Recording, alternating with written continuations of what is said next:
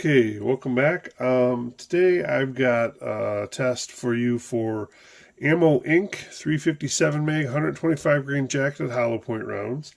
Now these have been tested several times before. I've liked the tests that I've seen. They were quality tests. The two of the YouTubers here that I watch fairly often and really appreciate their videos are by Tools and Targets and Gun Sam Revolver Aficionado. Both of them previously reviewed these rounds, and I'll get to that in a moment. I found them recently locally here at my Fleet Farm, had a truckload savings sale. So these were 35% off for the Ammo Inc. defensive rounds, which made these 357 rounds right about $12 a box for 20 rounds, or about 60 cents a round, which is pretty economical for an already fairly economical brand. And I wanted to just buy a box and test them out because I've had some concerns with what I've seen from these prior tests. Now, Tools and Targets tested these about 1 year ago. He did two different tests with them.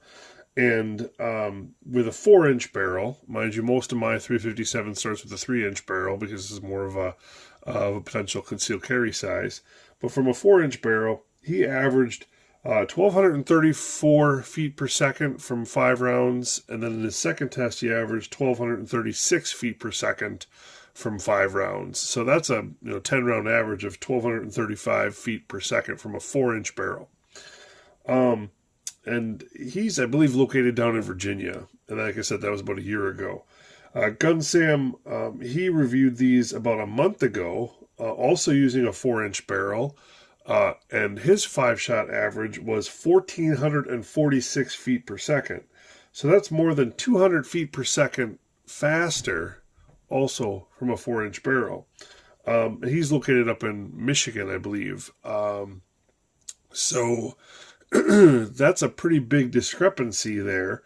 I don't know if it was just different lots or what the issue was, but that was part of the reason why I wanted to pick these up and test them, because again, I want to be able to trust anything I might carry. So I took these to the range, and you'll see in a second here what I got using a 3-inch, and then I also used a 6-inch barrel.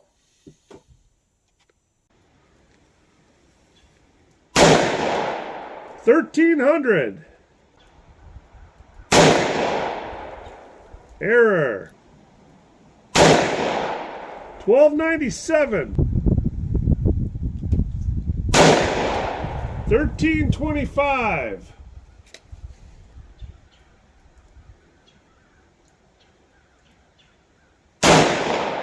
1,396. 1,442, 1,435, 1,416.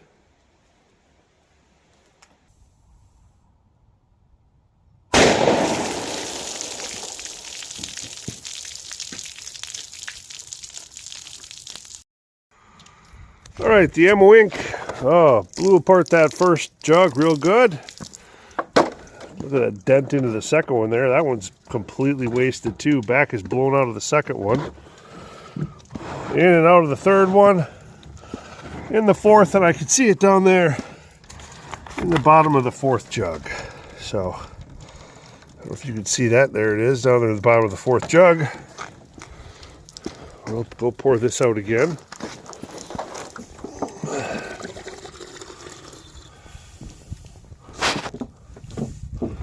And there it is. There's the Ammo Inc. 357 Magnum 125 grain. All right, well, as you saw there, the results are kind of disappointing. My results from a 3-inch barrel averaged 1,307 feet per second, and out of the 6-inch barrel, it was 1,422 feet per second. So there's a pretty big discrepancy between the 3 different testings that I've seen done now, those other 2 plus my own. with this particular round, to the point that I personally probably would not trust carrying this, because you don't know exactly what you're going to get. You're still going to get a 357. It's going to perform okay, but is it going to perform okay, or is it going to perform great? You don't really know, and I think there's a lot better options out there that are more consistent. As far as expansion goes and penetration, I mean, it was adequate, especially for 357. Again, I used a somewhat best case scenario, just shooting it into water jugs there, but it did have a heavy clothing barrier. But again, it's got enough velocity behind it that most decent rounds will still expand. As far as expansion goes, I'm having difficulty here with this here today. About 5/10 of an inch, a little bit more, pretty much all the way around here. So as far as weight, weight retention, I'll throw that up here too.